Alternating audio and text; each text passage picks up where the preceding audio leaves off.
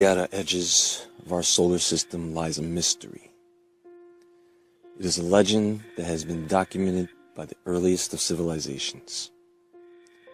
Nibiru, Planet X, Wormwood, Planet 9, Planet 7X, Nemesis, the Destroyer. All names to describe what researchers believe is a rogue planet.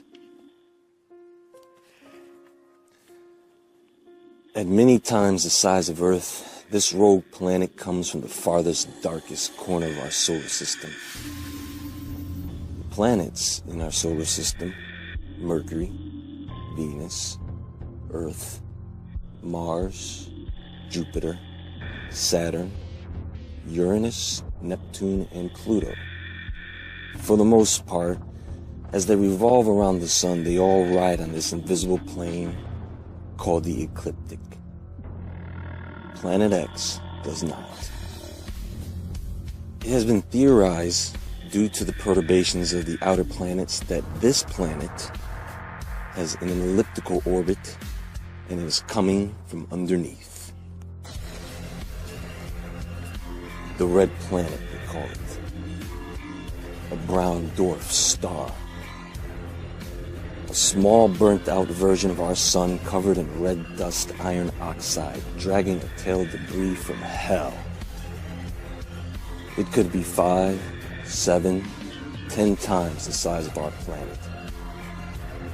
With that mass and strong gravitational pull, it picks up every rock, asteroid, comet, piece of trash that gets within range of it. Oh, but hold on. Gets better. Planet X may not be a planet at all, but a body, planets, plural. A mini constellation which could be composed of 5 to 7 planets revolving around their own sun, revolving around our sun. Are you with me so far? Now, as this heavenly monster makes its way towards our sun, it picks up speed. And as it slingshots around our sun, it loses speed. This increase and decrease in speed would make it very difficult to determine when it will be where.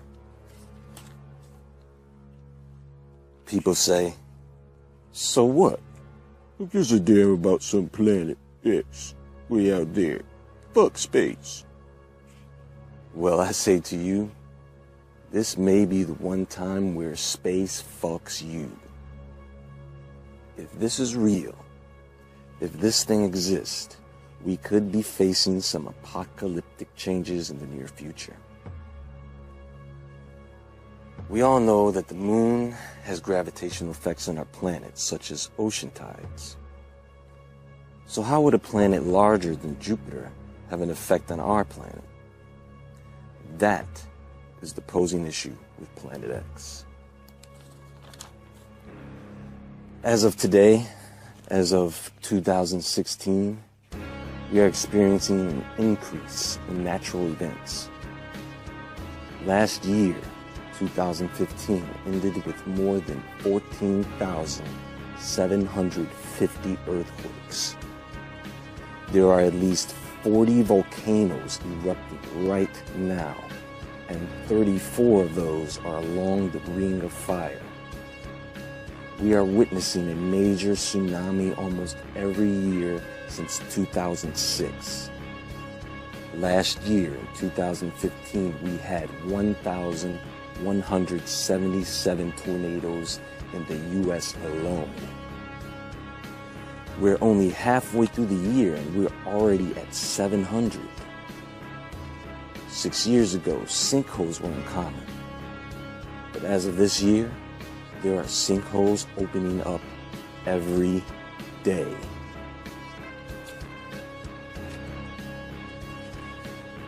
This year has so far been the hottest year to date, already breaking records set last year.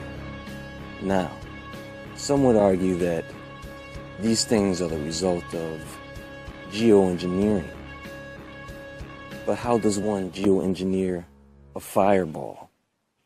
Yes, the number of fireballs has been increasing every year since 2009. Last year in 2015, the world witnessed more than 4,000 fireballs. So far this year, it has been over 2,300.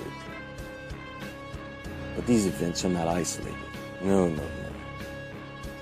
Mars, Jupiter, and other planets in our solar system are also undergoing the same changes.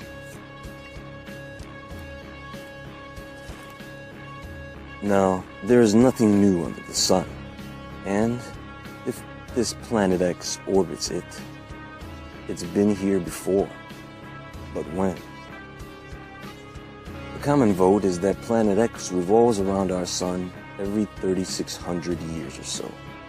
However, there are other researchers who disagree, having theories about its orbit ranging from 150 plus years to 20,000 years. Now, this should give you an idea of how sure they are. Only believe in facts, not claims.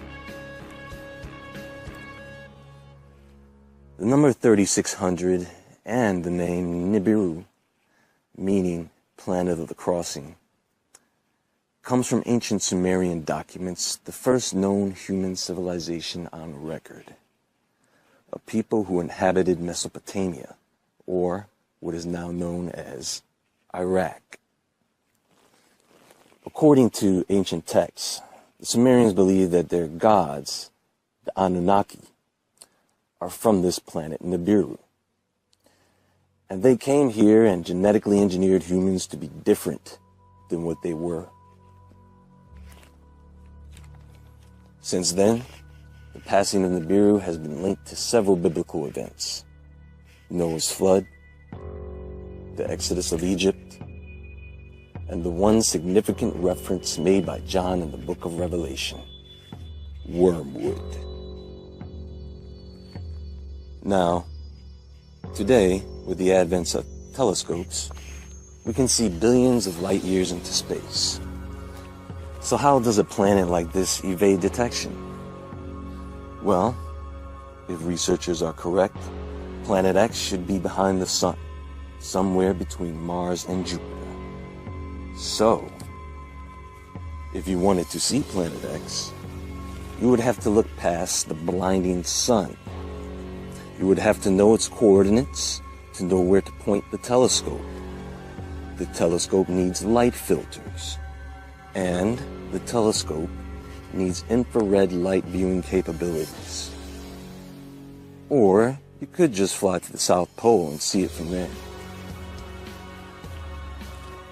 Now remains the question of the day. When will we be able to see this great beast in the sky with our own two eyes? And when will it arrive? No one, and I mean no one, will confidently give us a definite answer. But they do believe that it is very close. And some believe that it's coming with friends. One of the things conspiracy theorists love to do is connect the dots. Think about this for a moment. What did 9/11 allow the government to do? It allowed them to push us closer to a state of militarization. It allowed them to get us by the balls. Where has trillions of dollars from the U.S. Treasury gone? Why did DHS purchase more than 1.6 billion rounds of ammo? Not to mention armored vehicles. Why is FEMA stockpiling disposable coffins that can fit up to 5 bodies per container? And they have hundreds of thousands of these. What is the purpose of these detention centers that they have railroad tracks and barbed wire fencing looking like something out of Nazi Germany? Why are they so bent on gun control? Hell, Why are they so bent on population control? Is it really a mystery why they continue to poison us with toxic chemicals and GMO food, while at the same time stockpiling heirloom seeds in seed vaults? Explain to me why the US needs over 150 underground bases and the Russians need over 5,000. Not bunkers, bases, and I mean cities. Why does China need entire cities that are virtually empty? Can anyone tell me why the Vatican needs a highly sophisticated telescope named Lucifer in Arizona? What in God's name are they trying to look at? The Vatican. They spray our skies with chemtrails every day. For what? To keep something hidden? These questions and more commonly present themselves in the conversation of Planet X. The question that troubles people the most is, when and if this thing arrives, what will it do? Maybe you shouldn't worry about what Planet X will do, but what other people will do. I would love to put faith in humanity, but as human beings, we don't have a very good track record when it comes to responding to catastrophe well. Think about it. Most of you right now, if the shit hit the fan, you wouldn't have enough food and water for a few days, let alone a week.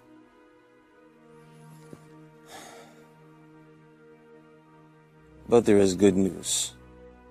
The good news is that you have the ability to magnetically attract good things into your existence, despite the chaos going on around you.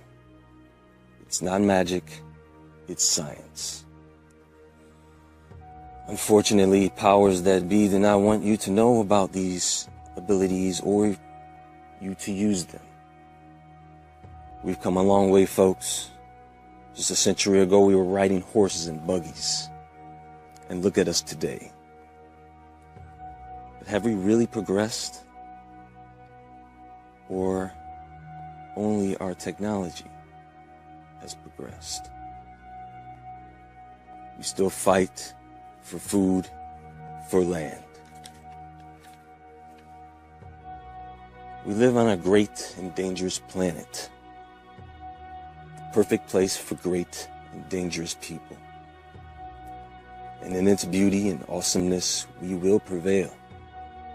And we will let future generations know that no government, nor monsters from outer space can take our homes, our lives, our future.